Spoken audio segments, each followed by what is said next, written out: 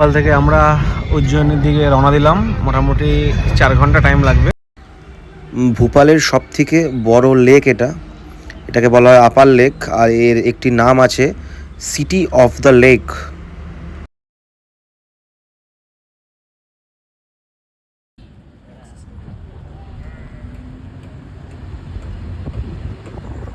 আমাদের উজ্জয়নের hotel at last.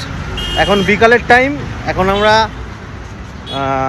মন্দির দর্শনে যাব মহাকালেশ্বর। এটা দ্বাদশ জ্যোতির্লিঙ্গর এক জ্যোতির্লিঙ্গ, সেই মন্দির দর্শনে আমরা বিকালবেলা বেরোলাম। মন্দির যেতে যেতে রাস্তায় এত ঘুড়ির দোকান আগে হয়তো কোথাও দেখিনি। প্রচুর ঘুড়ি ওড়ে এখানে, আর নানা রকম রং বেরঙের ঘুড়ি এখানে পাওয়া যায়। মহাকাল মন্দির দর্শনের আগে এখানে ভারত মাতা মন্দির আপনারা দেখতে পাবেন।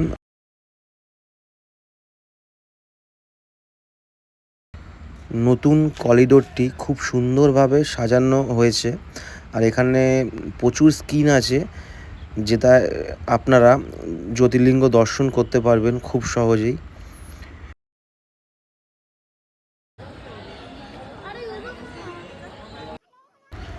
মন্দিরে ঢোকার মূল প্রবেশপথটি এত অসাধারণভাবে সাজিয়েছে যে ক্যামেরাবন্দি আর চোখ পুরো লেগে যায়। আর এর পাশে নতুন ব্রিজ হচ্ছে, এইগুলো নতুনভাবে সাজিয়েছে, রাতে আরও ভালো লাগবে।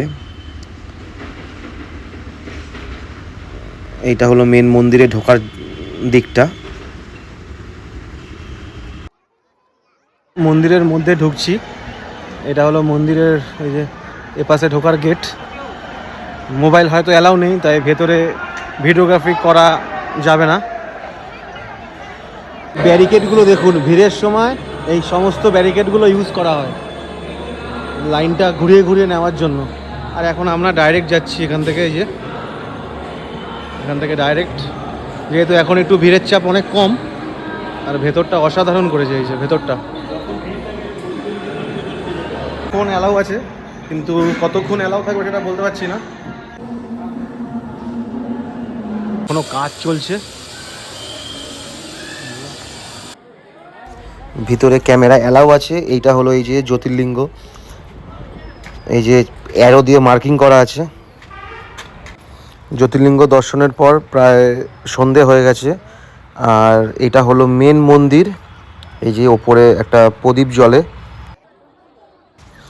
মন্দির থেকে বেরিয়ে এই পাশে নানা রকম দেবদেবীর মূর্তিগুলো খুব সুন্দরভাবে এখানে ফুটিয়ে তুলেছে। এই যে মহাদেব, এখানে হলো গণপতি বাপ্পা, এখানে মহাদেব, এপাশেও নানা রকম দেবদেবীর মূর্তি রাখা হয়েছে।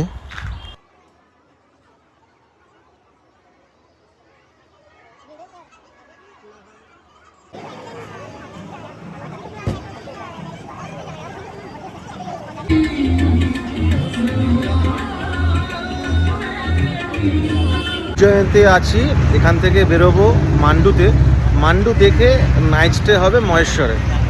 মোটামুটি 4 থেকে 5 ঘন্টার পথ অতিক্রম করতে হবে, তাই একটু চা বিরতি। এই যে চা খাচ্ছি এখানে, তারপরে আবার জার্নি। এটা হলো মান্ডু ঢোকার মেন গেট, আর এখানেও আমরা কিছু ঐতিহাসিক কিছু স্থাপত্যর নিদর্শন দেখব। রাস্তাটি বেশ পাহাড়ি রাস্তা, মানে সমতল থেকে বেশ খানিকটা ওপরে।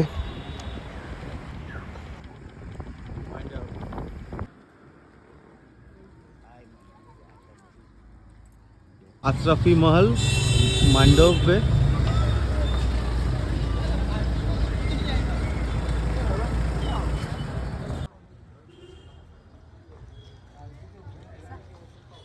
মান্ডবের জাম মসজিদ, এখানে টিকিট 25 টাকা, অফলাইনে আর অনলাইনে কাটলে 20 টাকা, আর 15 বছরের নিচে ফ্রি আছে। এটা হলো মসজিদের ভেতরের দৃশ্য, বেশ সাজানো গুছানো। এটাও সেই ঐতিহাসিক যুগেরই এক নিদর্শন।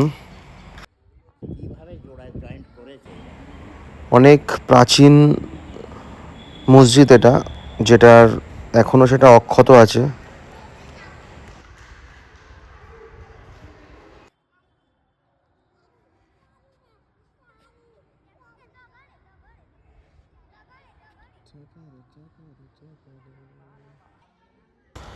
এটা হলো নবাব হুসেন শাহর স্মৃতিসৌধ। 1659 খ্রিস্টাব্দে ওস্তাদ হামিদ এটাকে বানিয়েছিল, আর সে তাজমহল বানানোর সাথেও যুক্ত ছিল।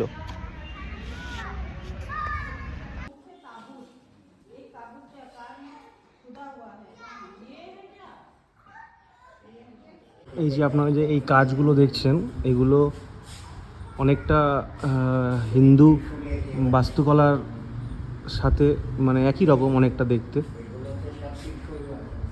এটা হলো ধর্মশালা, মানে ঐতিহাসিক যুগে ছিল, আর সেখানে যারা মানে ওই যারা ওখানে থাকতো তারা এই যে এখানে স্নান করতে আসতো।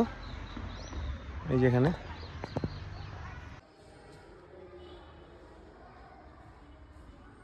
হলো যেখানে হুসেন সাহেবকে কবর দেওয়া হয়েছিল, সেই কবরের স্মৃতিসৌধটা।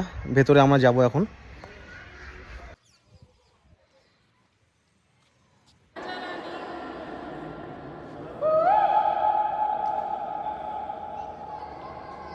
আমরা এখন রূপমতি মহলের দিকে এগিয়ে যাচ্ছি, পাহাড়ের বেশ কিছুটা উঁচুতে।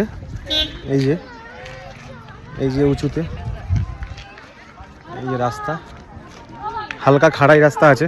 এই যে এটা হলো রূপমতি প্যালেস। এই যে টিকিট 25 টাকা, আর অনলাইন করলে 20 টাকা। এই যে প্যালেস, এটা হলো রূপমতি মহল।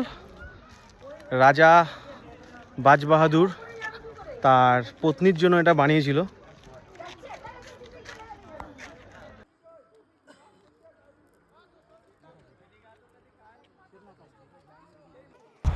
মহল থেকে এই নিচের দৃশ্যটা বিকালের পড়ন্ত রোদে খুব অসাধারণ লাগছে।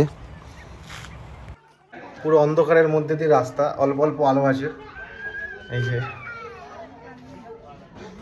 আমরা এখন এই মহলের সব থেকে ওপরে উঠছি, একদম টপে।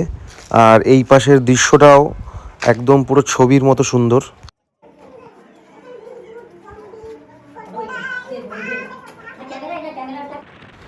সানসেটটা খুব সুন্দর লাগছে এখান থেকে। এখনও এই ভ্রমণের কিছু অংশ এখনও বাকি আছে। কেমন লাগলো সেটা কমেন্ট বক্সে জানাবেন। ধন্যবাদ।